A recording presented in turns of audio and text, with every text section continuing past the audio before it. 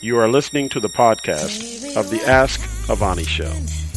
You can hear the show live and interact with Avani on Saturdays in London at 3 p.m., 9 a.m. Central Time in the U.S.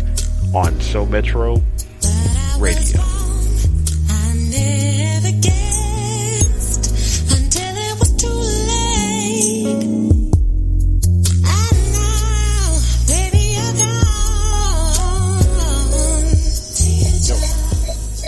Hi, good afternoon. Welcome. You're listening to the Ask-Avani-Show. We are broadcasting live from the UK. Yes, people, I have to keep saying that because I want to make sure that people know I am the UK Soul Queen Diva, as I like to call myself. We are broadcasting live from the UK. So welcome, everybody, wherever you may be around the world. Today's show is kind of a serious topic, and I'm hoping you guys are going to join us. I have with me in the studio Kay Rose, Ask-Avani-Show producer. Hi, Kay Rose. Hello, Avani.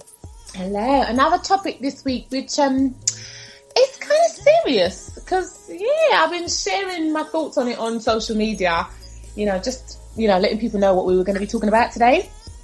And today's topic, people, this main topic is called false rape claims. How do you think alleged victims should be punished if they're found to be lying? Now,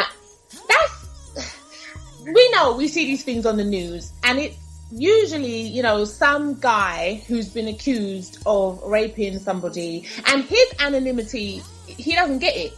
But, the rape victim does get it. So you still wonder, and you think to yourself, okay, is that fair in itself? Because they haven't proven it. Don't you think so? Right. I mean, because as you mentioned from the beginning, in most cases, we know who is being accused, which I believe it's fair, and I think it's better for the woman involved not to have her name out there. Okay. So you would give the alleged victim anonymity, but you don't mind the accuser being named at that moment in time before it's been proven. Well, I don't. The way you put it just now, I think it would be fair until all things have been researched. Right. That the name of the accused not be available also. You see, that's what I was thinking, because I was thinking but then, you know what? I heard on the news last week, they said if somebody is accused and they don't give the name, so if they gave the accuser anonymity, they said that maybe sometimes other victims obviously wouldn't be able to come forward if they really were a rapist, because they wouldn't know who it was. They wouldn't be able to put a name to the face and say, okay, oh yeah, he did that to me as well. Do you see what I mean? So it's like a catch-22. Well, I agree with that, but there has to, I think it has to be a certain level of investigation before you open it up to other accusations. Yeah, no, that's true. So people, that's today's topic. False rape claims. How do you think alleged victims should be punished if they're found to be lying? Please tell us what you think, because this is a serious topic. I know I like to play around, and last week's topic was disabled and plus size models. Should there be more diversity on the catwalk? That was me having a little bit of fun, and also because I'm a juicy person, I just thought, okay, I'm going to bring that to the air. But this week's topic, the reason I wanted to do it is because I saw on the news a couple of weeks ago a story about this guy, and I just thought, wow, that's a really powerful story. And imagine if that was someone you knew, or God forbid if that was yourself. How would you feel? Because imagine someone's accused. That's one of the worst crimes to be accused of. Don't you think so, Kay Rose? Oh, that's up there, only to be surpassed by some type of molestation of a child, as far as I'm concerned. Well, yeah, I was just like, that's crazy. And people, there are people out there that do that. They actually lie, knowingly, willingly to get someone in trouble, just because, okay, maybe the guy didn't want to go out with her no more, or some craziness. And you just think, what's wrong with you? When it's found that they're lying, I'm sorry, but how come the victim? Because look at the accused. He usually ends up getting charged, going to jail, getting all these things happen. He loses his job, his life, his family, sometimes his wife or whoever, his partner. And what happens? These things can't just come back miraculously because people believe that he was guilty of this crime because they will say, well, there's no smoke without fire. Why would somebody accuse you, isn't it? Well, and that's the problem. Once you open the box, you can't close it when it comes to something like that as an accusation. You can have something where, as you mentioned, if it is totally false, people can find that information, but that's not even, you don't get the information out to everyone at the same time.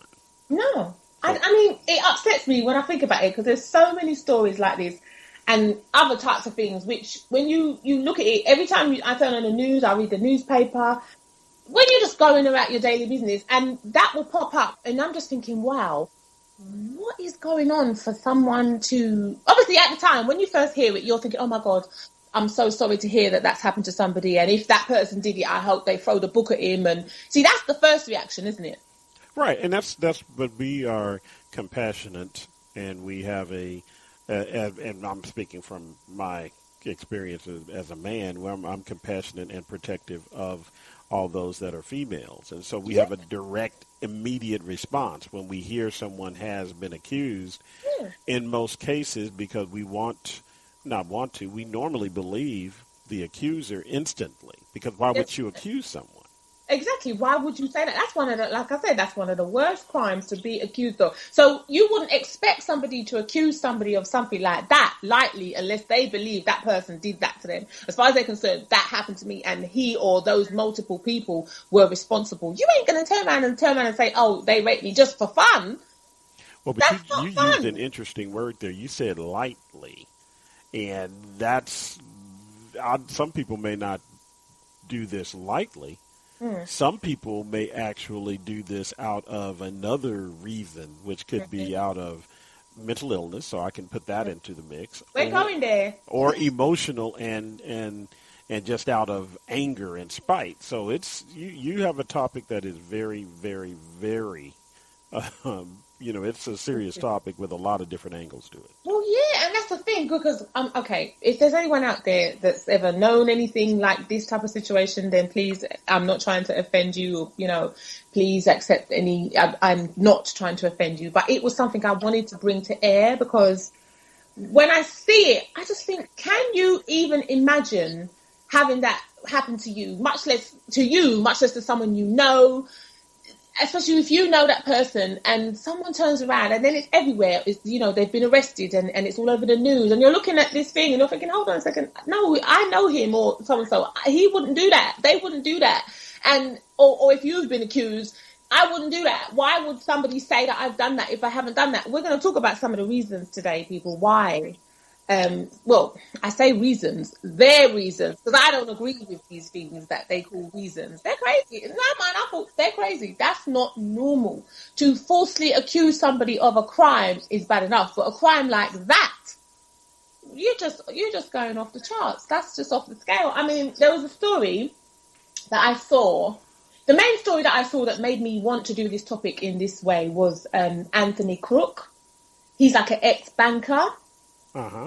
And this guy, he's been through years and years of hell trying to clear his name. He's won nearly £70,000 in damages because he was trying to clear his name. Because what happened, they said, was that he got accused. He didn't even know nothing about it. It was his family that told him, because he's a banker at the time. He was a banker and he's probably working abroad or something.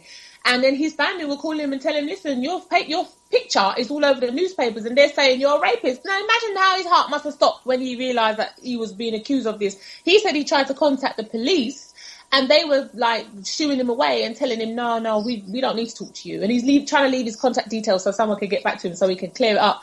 And and the thing is, before he even knew that he'd been accused, as far as I can gather from the story, his picture and his details and his name was out there in the newspapers, on the internet, all over the place. Can you imagine? Before he even realized he was being accused, he was already publicly accused. Yeah. Can you imagine that? Well, and that's to me, unfortunately, because of this crazy world we live in, I can't imagine me doing it. So that's the first thing. But I can't imagine it happening because of, some of the reasons you're going to go into on the show today. Because this is just a crazy, scary world we live in right now. So people, that's the reason why. When I saw that story, I just thought, poor man. And he came out of the High Court in central London, and you could just see the relief on his face. But it was almost like he had to fight tooth and nail. One, to be believed, like to say, I did not do this. You know, she's telling lies. And two, to clear his name, because it's bad enough being charged, you know, or accused, I should say, with this crime, then obviously maybe charged and so on. But think about the implications. He lost his job, and a very good job, you know. He's lost his reputation. He's probably lost his, you know, his home because he can't work. He has to go abroad to find work. He probably became unemployable. He said that he started drinking. I mean, there's so many things that this poor guy probably went through that none of us can even comprehend unless, God forbid, you have been there or you know someone who has been there. And then, that's the crazy thing, not to cut you off, but that's the scary thing about this electronic world we live in, all this technology. You can say, well, hey, K. Rose, you know, spit in my eye. You know, and you can put that on Twitter and you can put it on Facebook. A malicious lie. Right. It could just be a complete fabricated falsehood. Yeah. And when you put it out there and then all those people see it, unless you have right under that, hey, I was just joking, right under it, so they read it immediately. In capital letters. Exactly. But why would you put that in the first place? Because them kind of things, people don't always see the side note. That's what I'm getting to. They don't get the rest of the story, or they don't get the, I was just joking part of it. Yeah. And so that means those people that read the initial thing thinks that Kenneth, K. Rose goes around spitting in people's eyes. Exactly. And they just take that as gospel when you've had it. Right. And then they go tell someone else, and they tell someone else, and it spreads. Hey, K. Rose spits in people's, hey, K. Rose spits in people's face. Hey. He does this all the time. He does it all the time. And then God forbid, some other crazy kooky comes out of the woodwork and starts to say, oh, well, this person's been accused. I'm going to jump on that bandwagon. I'm going to say he did that to me too. And that's why, again, your subject has a lot of different directions that it's going and that it will go because, I understand and I believe that people will do anything.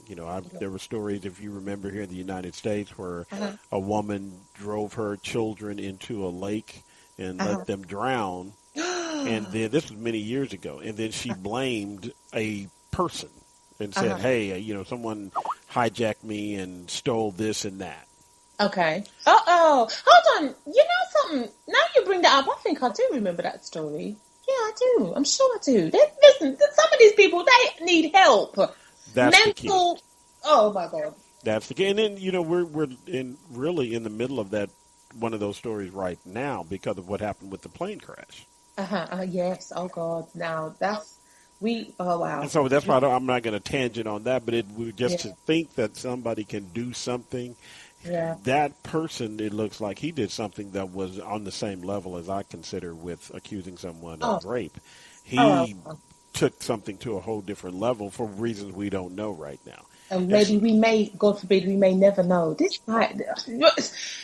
So I'm not throwing off the show. I'm not going to do it. I'm not going to do it. Yes, they're not going to do it. But sometimes you see how your mind can sort of start thinking about other things that can be affected by people telling lies or people not noticing that something is not quite right with someone.